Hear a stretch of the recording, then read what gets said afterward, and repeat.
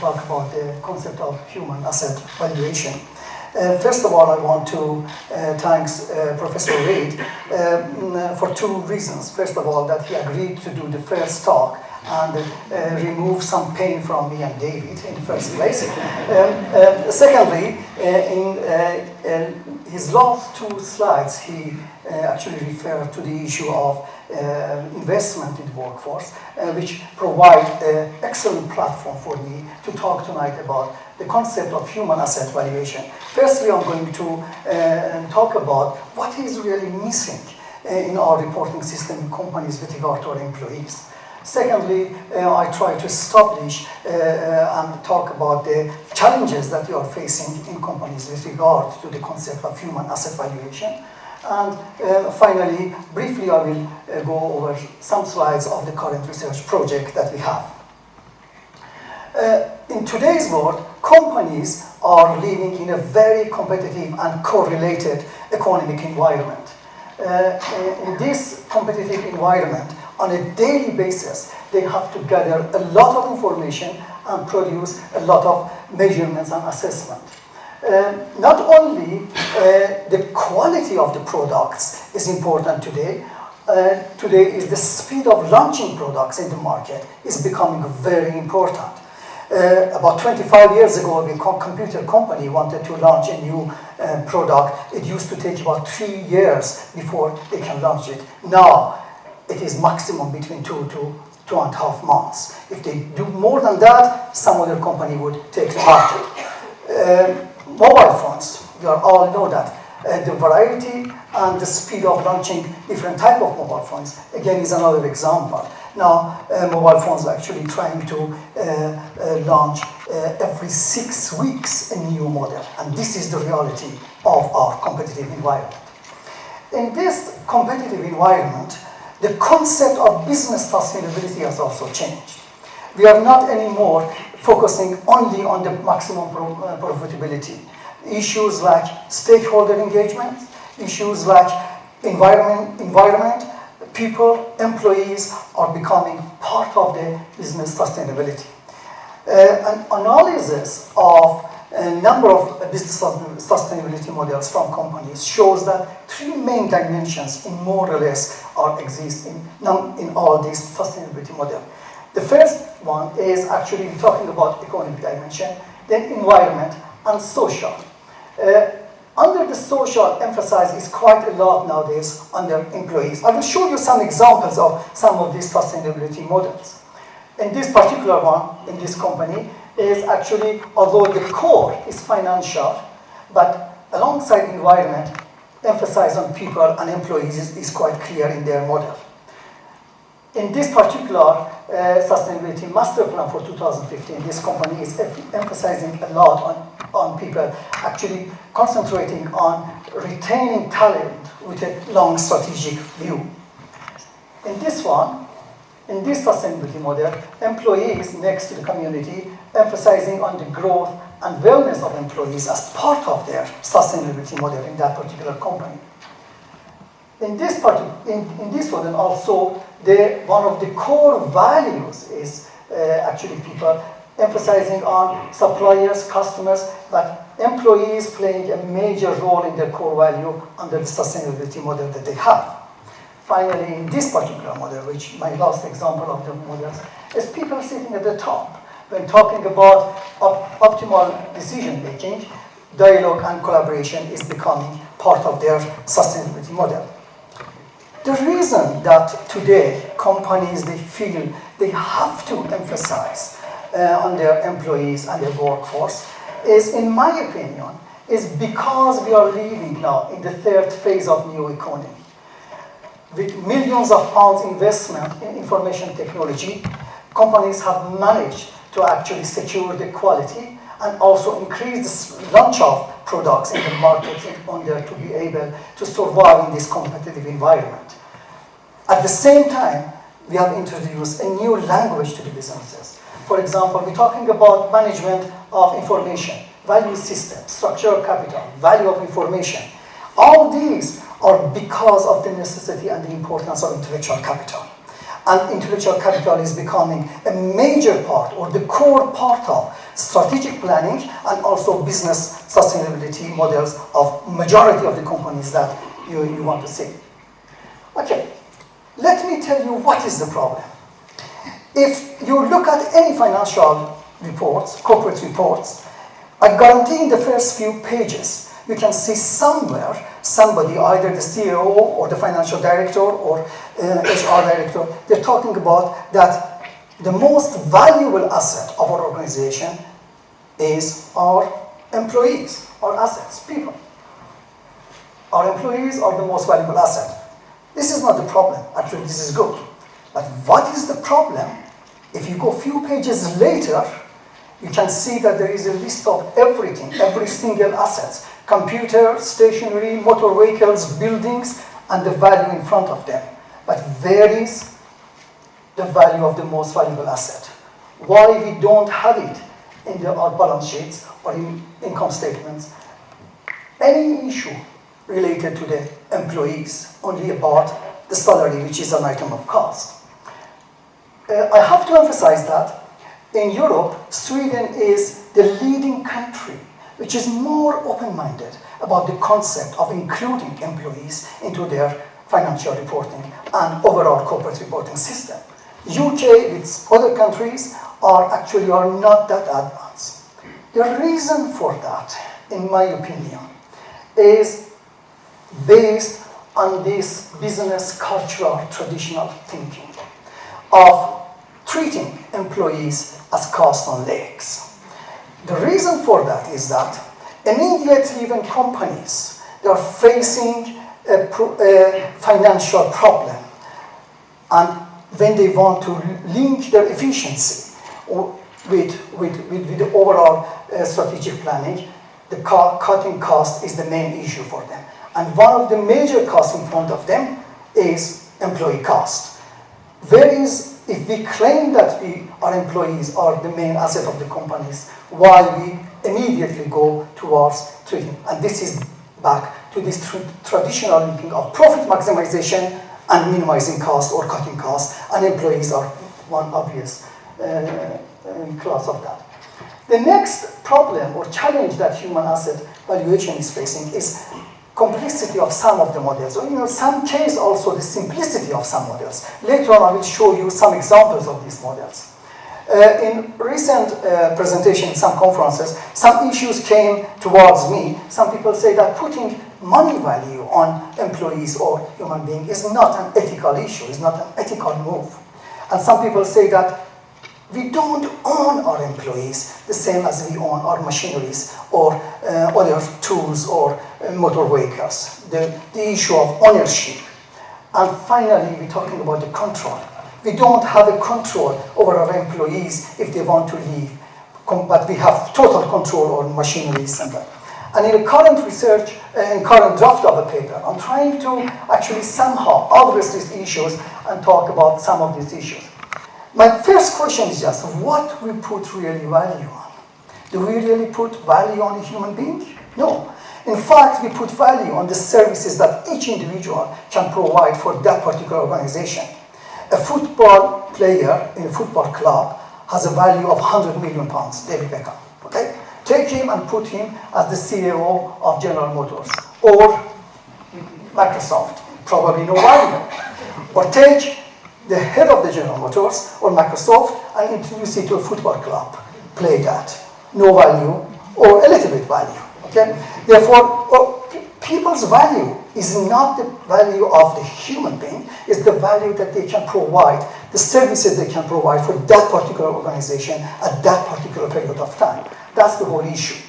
The next issue is that, in my opinion, after working so many years in industry and the last 20 years in university, 25 years in university, in my opinion, including the value of our buildings, motor vehicles, machineries into our reporting system, but excluding the value of our most valuable asset, which is our human worth, this is devaluing the human element. In terms of ownership, I do not agree that actually the individuals, there is a problem of putting human asset or our employees in the balance sheet because we don't own them, because we haven't purchased them. First of all, purchasing, for example, in football clubs is quite normal. We don't have any problem. Secondly, when we revalue our buildings and we put the revaluation in our financial statements, we haven't paid anything. Therefore, the payment is not the issue. Therefore, if we haven't paid in order to purchase our employees, this is not an excuse that we do not actually recognize their value and disclose their value. And in terms of control of employees, it's the same as if you go to a company and you want to switch on a piece of machinery, it's breakdown. We have service contracts for our machinery, we have training plans for our employees, we have retaining strategy for employees, development strategies for our employees. These are all equal, therefore these are not an issue that we have to worry about. The point is that it has been actually said in a lot of research projects, if we show the net value of human asset, which is the total of human asset minus our human liabilities, if we show that it has, if we disclose that, measure and disclose that, it has actually has an impact on the stock market of that company. And more important, within the organization, management can use that ratio very well into their decision making. It is important for management of the company to know what is the total value of their human assets. What is the liability of human-related issues? Okay, how we can increase that asset and how we can minimize that liability. And this ratio is playing a major role in strategic decision making and also in the sustainability model. Therefore, if we claim that our people are our assets, therefore let's make that. Of course, the same we have asset, in terms of people we might have liability. And then it is important that information for all managements of all organizations that how they be able to deal with this asset, increase it, and deal with this liability. In the next part, I have actually taken a part of a poem from Sir Jenkinson, who says that though investments have been valued at the sale price of the day, and the ultimate certificate shows everything okay, one asset is omitted, and it's worth, I want to know. The asset is the value of the men who run the show. I put that for one reason, that if some people think accountants are dry people and boring people, no, we have also poems in accounting and we can read poems as well. An example of a particular model. This is a very simple model based on the historical, is basically, it is used of accumulating different type of costs related to employees. And I personally do not like this, and I don't think that it can add to our knowledge or it can influence our decision making. It is just a different type of calculation in addition to historical cost. Therefore, it's not really a value-based model for our employees. The next one is slightly better, although it still is not the real value. What we have, it is basis of the present value of future wages of individuals or employees, and we have an efficiency factor. Here I have to emphasize, when we talk about the concept of human asset valuation, it's not necessarily need to be based on individual. We can have the value of a group, we can have the value of a center, a department, a division, a school, or a branch of a company. Therefore, it does not necessarily need to be based on individual. We have this efficiency factor, and then we have this total value. Okay, when we have in the balance sheet, we show the total of human asset, then we deduct the future wages, and then that's the value created. To me, this model is good if we want to emphasize on the value created of the human being, but using it as the value of our employees in our balance sheet, still to me, it doesn't convey the real value of our employees. These are more sophisticated or advanced models, complex models. These are developed by Professor Eric Flamholz from UCLA, who is the father of human resource accounting. I must give the credit to him. And this first model, what he's talking about the expected realizable value of employees. And I here is represent actually an employee can have different status and different posts in the same organization, and then we put an assignment of value to each of these posts. In the second model, we're talking about expected value of a person by taking into account the retiring at the age of T or dying at the age of T, according to him. But I think I like the concept of retiring better than dying. Okay. That's why I use it in that formula, in that way. On current research project, ongoing research project in DBS, the first phase more or less is completed. What we're doing, we're analyzing the perception of the top 500 UK companies. And these top 500 UK companies have been selected based on the capital employed and also the minimum employees of 1,000. What we have done, actually we distributed 250 to the directors of humans of these companies, and then 250 to finance directors of the top 500 companies. The result is interesting. 81% of the companies, they say that putting money value on their employees is not immoral, no problem, no ethical issues. But at the same time, we can see 95% of the finance directors, they disagree of including the value of employees in their reports. And that goes back to the traditional problem that we have in the UK. Although they agree that it is nothing wrong in terms of ethical, I see David sitting here, he's one of those that he agrees with me in terms of including the human asset. But generally speaking, this goes back to the notion of the traditional thinking of profit maximization and looking at our employees only as cost on legs, rather than, and that's the result of that research. Here, we can see that they say that it's not both human directors, personal managers, and also finance directors. They all say that nothing is immoral. It is okay if we put the money value on human being, but it shows that 96% of the finance director, they disagree with the inclusion in the reports, and that's the problem. Compared with the finance director, human resource directors are more open-minded in the UK, and that's a hope that actually we can actually move this notion forward into that issue.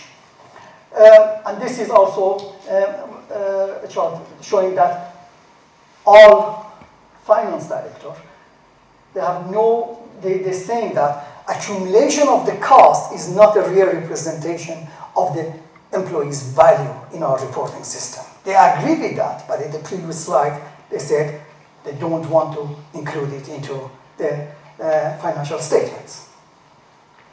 Okay, let me finish with a story.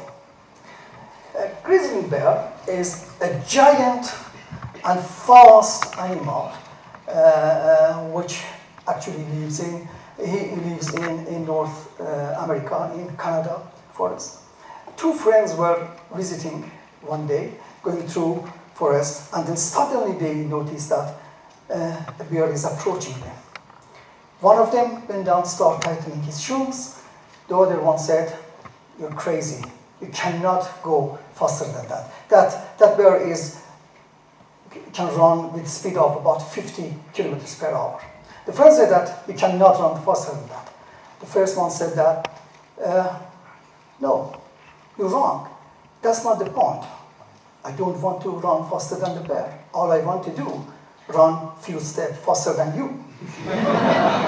And that's the reality of competition in today's world.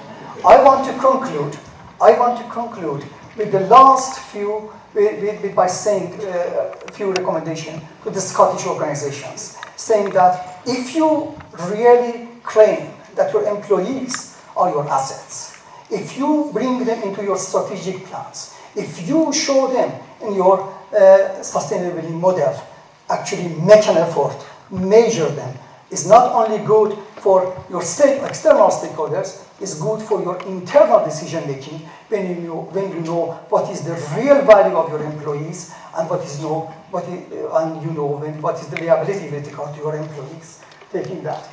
My last final word is thanks to colleagues and in fact friends that during the last few years actually I used their wisdom.